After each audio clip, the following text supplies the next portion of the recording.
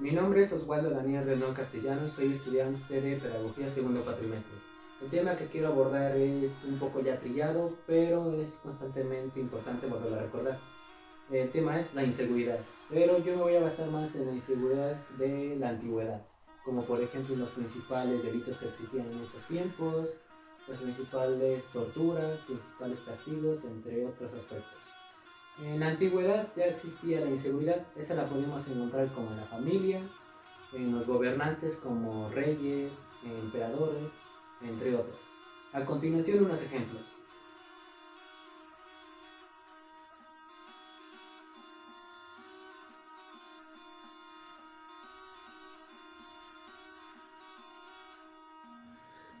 En la antigua Grecia la esclavitud era un fuerte problema. Esto se concentraba más en la antigua ciudad de Atenas. Pero, ¿cómo surge esto?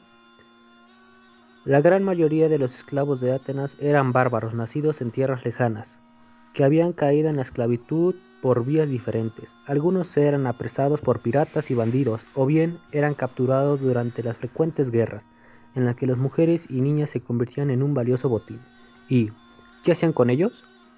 Los esclavos en la actualidad eran muy numerosos y realizaban todo tipo de trabajo. No tenían ningún derecho y pertenecían a su dueño.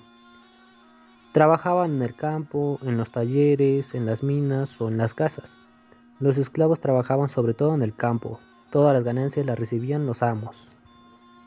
La esclavitud de las mujeres era trabajar en diferentes actividades como el ganado, esclavas domésticas cuya actividad era más enfocada en casas y en el aspecto del ganado todos los beneficios iban para los amos.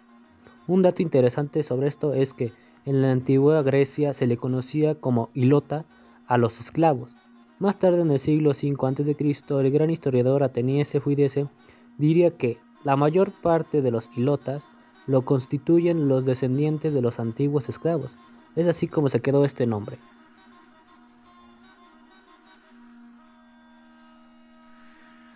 Ahora hablaremos de la Edad Media. ¿Cuáles eran los delitos de la Edad Media? Los principales delitos eran traición.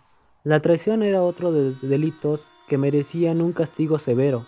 Recibía hasta pena de muerte quien entregara un romano al enemigo, así como quien hablara en falso testimonio contra otro romano, aunque en este caso la ejecución se realizaba en él despeñándolo desde la roca Tarpeya. ¿Qué era la roca Tarpeya? Bueno, la roca Tarpeya era una aducta pendiente de la antigua Roma, junto a la cima del sur de Coloni. Capitalina tenía varias en el antiguo foro romano. Durante la República se utilizó como un lugar de ejecución de asesinatos y traidores, que desde ahí eran lanzados hasta morir. Otro delito era la herejía. La herejía es cualquier práctica religiosa que se distancie de los métodos de las tradiciones en la iglesia específica, es decir, que una iglesia específica considera como herejes a aquellos que crean o no fundamentalmente en lo mismo. Eligen no seguir los lineamientos y las doctrinas esclerísticas. ¿Cómo eran castigados los herejías? Dependiendo de su edad y de la falta que hayan cometido, podía ser castigado de distintas formas, desde llevar la flor de lis en su ropa cada día como símbolo de humillación o llegar hasta la hoguera. ¿Pero qué significa la flor de lis? La flor de lis simboliza un árbol de la vida, la perfección, la luz, la resurrección y la gracia de Dios que ilumina. Otro delito era la brujería. ¿Cómo eran los juicios de brujas? Si la persona acusada mantenía su inocencia, correspondía hasta el tribunal para probar que era una bruja. Como primer procedimiento habitual se procedía al examen del cuerpo en busca de señales del maligno, como verrugas o lunares de forma extraña, que supuestamente eran la prueba de que tenían un pacto con el diablo. Al delito de brujería le correspondía muerte por fuego, es decir, la hoguera, en la que eran quemadas vivas. ¿Cuántas brujas quemó la Iglesia Católica? El número total de las personas condenadas a la hoguera bajo este cargo en el siglo XVII se estima que solo en Alemania ha sido calculado en más de 100.000 muertes, mientras en el mismo periodo que para Inglaterra se estima que estuvo a cerca de los 50.000 muertes.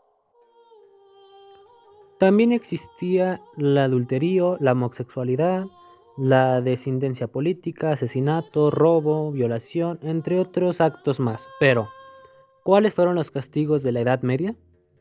Se aplicaba la pena de muerte de muy diversas maneras: hoguera, la horca, ahogamiento, aprendimiento, azotamiento, golpes de palo, degollamiento, emplantamiento o desgarramiento de cuerpo. Además, podía haber adictivos infamantes, incluso contra los mismos familiares.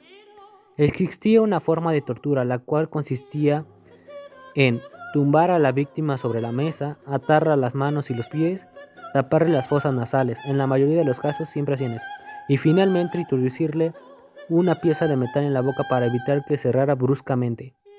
Otro tipo de tortura era conocido como la doncella de hierro, la cual consistía en: se introducía al preso en un sarcófago con forma de humano que tenía dos puertas y contaba con varios pinchos metálicos que cuando se cerraba el ataúd, se clavaba en la carne del reo.